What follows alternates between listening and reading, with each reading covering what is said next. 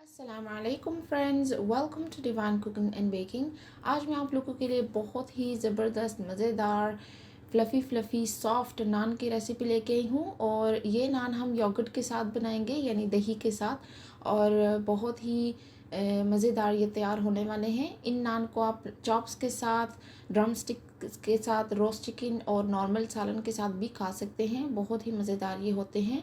तो इनको बनाना बहुत ही इजी है और उम्मीद करती हूँ आपको रेसिपी पसंद आएगी। सबसे पहले मेरे चैनल को सब्सक्राइब करके बेल आइकन को प्रेस कर दें ताकि मेरी हर वीडियो का नोटिफिकेशन सबसे पहले आपको मिले। और मुझे सोशल मीडिया पे भी फॉलो करें, फेसबुक और इंस्टाग्राम। इसकी लिंक मैं डिस्क्रिप्शन बॉक्स में डाल दूँगी। तो यहाँ पे मैंने बोल के अंदर जो है वो हाफ़ कप दही लिया है और इसके अंदर जो है वो मैं हाफ़ टी स्पून साल्ट का ऐड कर रही हूँ। और इसके बाद मैं इसमें डाल रही हूँ baking powder 1 teaspoon. Baking powder है, केक वाला, सोडा नहीं है, इस बात का ध्यान रखें। और इसके बाद मैं इसमें ऑयल शामिल कर रही हूँ 2 टेबलस्पून। और ऑयल डालने के बाद जो है अच्छे तरीके से मैं इन तमाम चीज़ों को विस्क के साथ मिक्स करके तो फिर इसके अंदर जो है वो मैदा शामिल करूँगी। तो मैदा जो है वो मैं 1.5 कप ले रही हूँ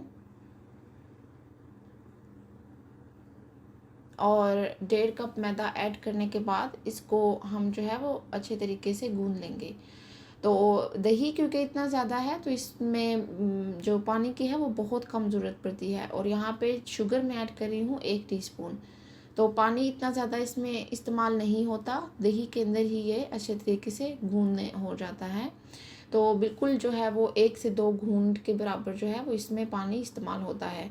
तो इसका जब आप अच्छे सा डो आप इसको तैयार कर लें तो इसको जो है वो ऑयल के साथ ग्रीस करके तो आधे घंटे के लिए रख दें ताकि ये अच्छे तरीके से सेट हो जाए।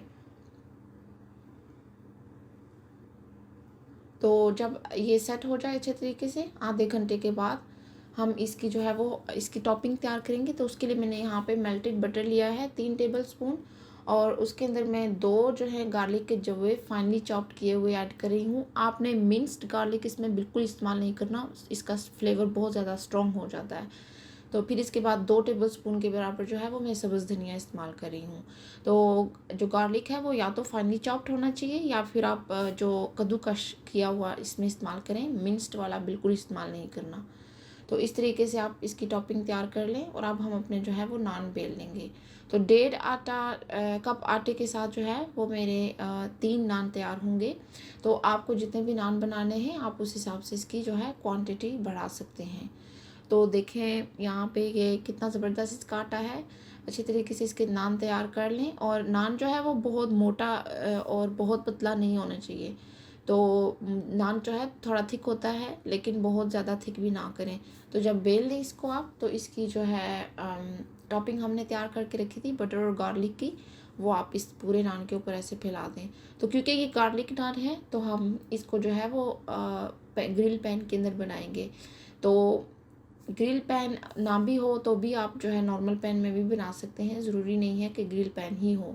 तो फिर जो इसको ग्रीस करें और फिर जो नान है वो उठा के इसके ऊपर रख दें। तो गैस आपने लो टू मीडियम रखना है, बहुत ज़्यादा गैस तेज़ नहीं करना, नहीं तो ये सही पकेंगे नहीं।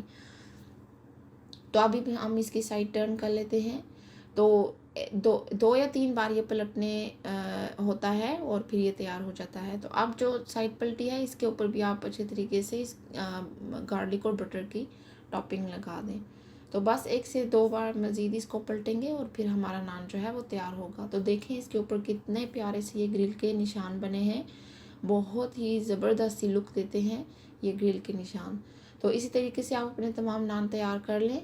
तो आप देख रहे हैं कि देखने में ही कितने लजीज लग रहे हैं और बहुत ही ज़्यादा ये सॉफ्ट होते हैं।